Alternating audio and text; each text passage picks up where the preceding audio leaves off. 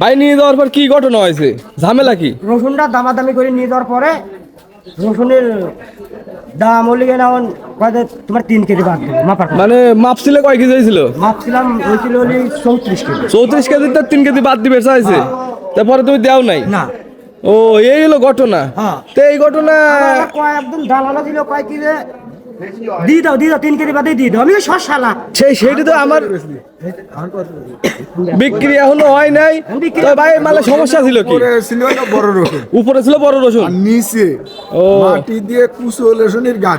ও মালটা না ডাললে আমরা কেমনে বসবো? আমরা তো ভিডিও উপরে দেখছি। মাল ডালার পরে দেয়, তারপরে গেলাম 1 কেজি বাইর দিতে দিবি না, গেলাম তালি দিব। ও তাহলে তো ঘটনা ঠিকই আছে। ভাই ঠিকই নি তো ওই বুড়ো শালা কিনে দিচ্ছে কোন এই ভাই। ও বুড়ো শালা হই এই বাড়ি ঘরে। ও তা ওই লোকের জন্য নেয় নাই। উনি ওই বাবা কইতে নি রাখতো নি। তো তুমি আমনে রসুন আনো কেন বাজারে? তুমি উপরে ভালো তাতেছো, নিচে কুমা তাতেছো, এইটা তো কাকা ঠিক হয় নাই না তোমার। না না এটা হলি গেলে অনলাইন আরে অনলাইন কথা এ মানে আচ্ছা ঠিক আছে, সমস্যা নাই। আজ না হোক সামনের হাটে তোমার মাল বিক্রি করে দেওয়া হবে নি।